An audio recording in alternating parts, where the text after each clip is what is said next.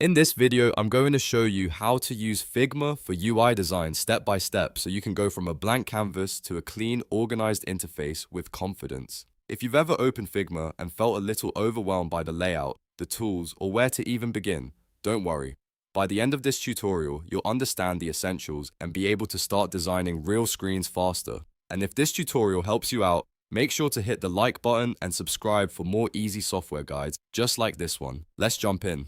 First, go to Figma and create a new design file. This is where your project will live. Once the file opens, you'll see the main workspace, which is the large infinite canvas in the center. This canvas is where you'll place all of your design elements, whether you're working on a mobile app screen, a website layout, or a dashboard interface. Now let's get familiar with the interface. Across the top, you'll find the toolbar. This is where the core tools live, including Move, Frame, Shape, Text, and Pen. On the left side, you'll see the panel that tracks your layers and pages. This is where you can keep your file organized as your design grows. On the right side, you'll find the Properties tab, which is where you change colors, sizes, alignment, spacing, and other settings for whatever you've selected.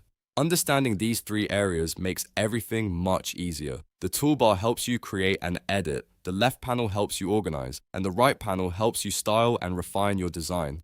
Now let's build your first UI screen. The first thing you want to do is add a frame. Press F on your keyboard to activate the frame tool. Then, over on the right panel, choose a preset device size like iPhone or desktop, depending on what you're designing. Frames are important because they act like the container for your screen. Instead of designing on an empty canvas with no boundaries, frames give your work structure and make it feel like a real app or website. Once your frame is in place, you can start blocking out your layout with shapes. If you want a rectangle, press R. If you want a circle, press O. Shapes are incredibly useful for building buttons, image placeholders, cards, icons, and background sections. At this stage, don't worry about making everything perfect. Just focus on creating the basic structure of your interface.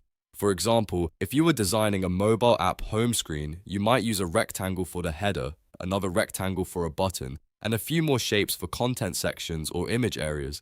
This helps you map out the visual hierarchy before you get into the details. Next, let's add text. Press T on your keyboard to insert a text box. You can type headings, subheadings, body copy, button labels, or anything else your design needs. After that, use the text settings on the right panel to adjust the font, size, weight, line height, and alignment. Good typography is one of the biggest parts of UI design, so take your time here. Make sure the text is readable, balanced, and clear. A helpful tip is to create contrast between your text styles. For example, your main heading should be larger and bolder, while your body text should be smaller and easier to scan. That makes the interface look more polished and easier to use.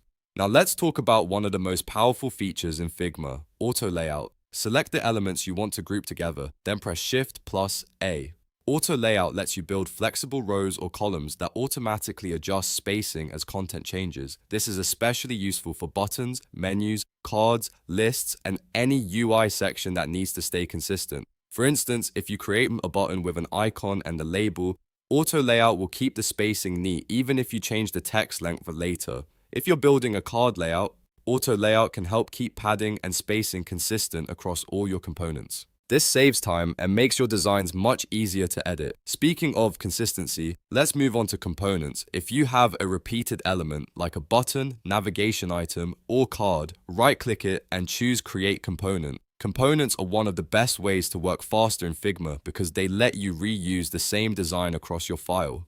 If you update the main component later, those changes can carry through to every instance of it. This is especially useful when designing interfaces with repeated patterns. Instead of manually recreating the same button over and over again, you make it once and reuse it globally. That keeps your design system organized and professional. As you build, remember to use the left panel to stay organized. Rename layers when needed, group related elements, and keep your pages structured so you can find things quickly later. A clean file saves time, especially when your project gets bigger. And don't forget the right panel because that's where the real fine-tuning happens. You can adjust fill colors, borders, corner radius, spacing, and layout settings all from there. A lot of beginners focus only on placing elements, but the polish comes from these property controls. So to recap the workflow, create your file, understand the interface, add a frame, draw your shapes, insert text, apply auto layout, and turn repeated elements into components. That's the foundation of using Figma for UI design. The more you practice these steps, the easier it becomes to move from rough wireframes to clean, structured designs. And once you understand these basics, you'll be ready to explore more advanced features like prototyping, constraints, shared styles, and design systems. If you found this tutorial helpful, please hit the like button and subscribe for more Figma and software tutorials. It really helps the channel grow, and it tells me to make more guides like this. Thanks for watching, and I'll see you in the next one.